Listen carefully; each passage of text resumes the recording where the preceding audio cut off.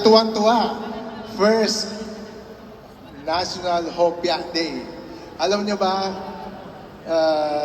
40 years ago, ang tawag sa akin sa Binondo, si Raulo. Yes.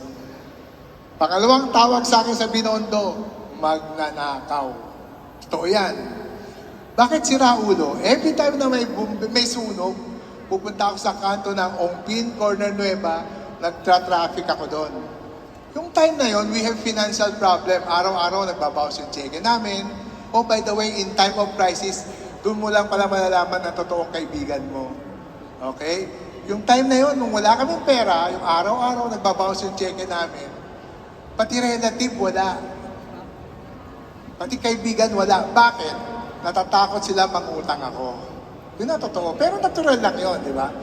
Pangalawa, ang tawag sa akin, magnanakaw. Kasi every time na, nung time na yun, wala kaming aircon, maliit lang yung tindahan namin. By the way, 1912 pa kami. Nung ako yung naging tagapagmana, no? Walang bumibili ng kopya namin. Araw-araw, nagbabounce yung cheque namin. Kaya, ako naman, nagpursige ako. Kaya, alam niyo ba, ang bitin, ito ay isa sa pinakamatagal na hopya maker sa Pilipinas. 1912. No? At alam niyo ba, kailan lang, bakit tinawag akong magnanakaw? Suspect ako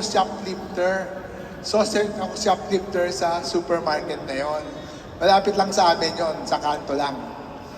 Kaya ako pupunta doon ay nagpapalamig ako. Wala kaming aircon. Medyo mataba ako noon. Ngayon, pumayat na ako noon. Pagpunta ko doon sa supermarket, araw-araw, nagpapalamig lang ako. Pero dahil suspect nga ako shoplifter, kaya pag pumapasok ko doon, may gwardiya ako. Pero ngayon pag pumasok sa hypermart, wala akong gwardiya. Hindi hypermart yun, hindi SM yun. Diba, sir? Okay. Kaya nung nandun ako, saan pinakamalamig na lugar? Sa isang supermarket. Sa freezer, doon sa may ice cream, di ba? Ako ay nagtanong doon sa babae, Miss, ano mabentang ice cream? Sabi sa akin, ube. Uy, ube.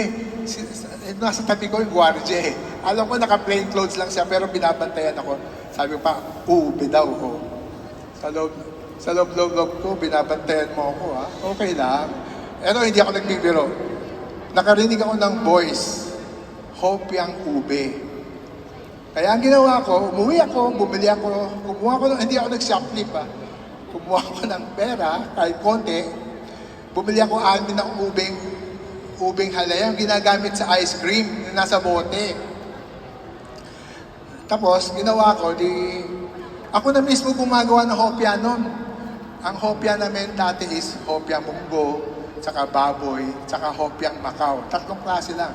Kaya ginawa ko, imbis na hopyang munggo, lagyan ko yung ube halaya. Ginawa kong hopyang ube. Yung time na yun, walang kaibigan, di ba? Araw-araw, nagbabawas yung cheque namin. Sabi ko, wala akong kaibigan, pero may may fire volunteer ako. May mga fire volunteer. By the way, yung mga nag-lion dance na yan, yung iba dyan, yung mga head niya, puro fire volunteer. Sila Marel, si Mark. Tinawag ko yung mga fire volunteer, sabi ko, may bago akong hopya. Pinakain ko sa kanila hopyang ube. Unang tanong ko, masarap? Sir, masarap! Okay. Pangalawang tanong ko, bakit masarap? Free. Libre daw. Okay Pangatlong tanong ko, mag-click ba ito? Sila lahat nagsabi, hindi mag-click. Pero mapursige po ako. Hanggang isang araw, sa awa ng Diyos, si Ma'am Cory, gusto i-feature yung Chinatown. Na-feature ako as a volunteer fireman. Sinamahan ko niya sa doktor, Chinese doctor, drugstore, tsaka sa temple, sir, ma'am, di ba? Sabi ko, ma'am, ito nga, sinamahan ko sa temple. Bago kami umuwi, sabi niya, Jerry, gusto ko magsakay sa fire truck. Sabi ko, yes, ma'am, sexy. Gusto mo, tutulak ko pa yung puwet niyo eh. Mataas kasi yung fire truck eh. Sabi niya, sige. Kaya from Singguansi Temple, pumunta kami hanggang Ongpin. Sabi niya, Jerry, saan ka ba? Sabi ko, ma'am, dyan po ako. Sabi ko, ma'am, gabi na kasi, 7 plus. Sabi ko, ma'am, kain tayo doon sa kanto. Sabi niya, Jerry, hindi na. Nagmamadali ako sa loob-loob ko. Ay, salamat. Wala akong babayaran. Totoo to, ha? Totoo. Si Ma'am Cory nandyan. Sabi niya, hindi, nagmamadali na ako. Thank you very much na lang sa pagsama mo. Saan ka ba? Sabi ko, ma'am, dyan ako sa Eng-18. Eng-18. Ano yung Eng-18 na yan? Ay, ma'am, ako po yung gumawa ng Hopyang Ube. Kasi may maliit na sign kami. Nakalagay doon, Eng-18, Hopyang Ube available here. Sabi niya, sige, Jerry, mabait ka naman at gwapo ka naman. Hindi niya sinabi yun, gwapo. Nag-react agad si Mayor. Oh. Hindi niya sinabi yung gwapo. Sabi niya sa akin, sige Jerry, thank you very much, tutulungan kita. Pero ako po hindi ako nagtatanim, hindi ako nag-iisip na, pag nagtutulong ako, wala ako iniisip na kapalit. Pero sabi niya, ganon, tutulungan niya ako. To make the long story short, wala na sa akin yon. Pero after 2 weeks, yung staff niya tumawag sa akin. Sabi niya, may pangako ba si Ma'am Cory sa'yo? Sabi ko, ano yun? Sabi niya, di ba itutulungan ka niya sa Hopya? Sabi ko, oo, nakalimutan ko na eh. Oo. Sige, pupunta si Ma'am Cory dyan Saturday. Di ako no. Sabi niya, saan may factory niyo? Sabi ko, dala sa likod. May mga makina ba? Sabi ko, ma'am, wala po kami makina eh. Kamay-kamay lang, tsaka paa-paa lang. Ha? Sabi yung staff ni Cory, wala kayong makina, paa-paa? Sabi ko, oo, paa-paa lang. Totoo yun. Paa-paa paggawa ng Hopya. Mamaya ko kwento ko sa inyo, bakit paa-paa? Di gano'n na, hanggang Sabado dumating na. Jerry, thank you, napanood mo pa yung City Line. Sabi ko, ma'am, hindi ko po napanood. 11 o'clock, tulog na po ako nun eh. Totoo yung sinabi ko na hindi ko pinanood. Talaga, kasi ako mismo gumagawa ng Hopya. Ako yung gumagawa ng Hopya, ako nagluluto, ako nagbabalot, ako nagbebenta. Di gano'n na, sabi ko, ma'am, wala eh, kamay-kamay, paa-paa lang. Sabi niya, totoo, paa-paa? Sabi ko, yes, ma'am. Ganito yun, bakit paa-paa?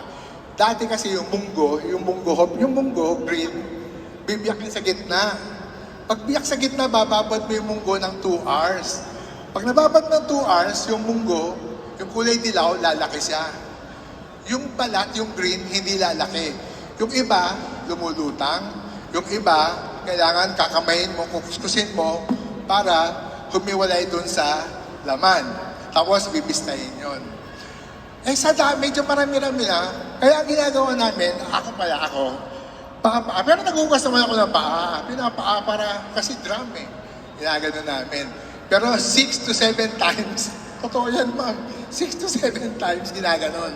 Para matanggal lang yung balat. Okay, yun ang, sabi ko, Ma'am Cory, ano ba yung tatanong mo sa akin? Jerry, ako nang bahala. Di ganun na.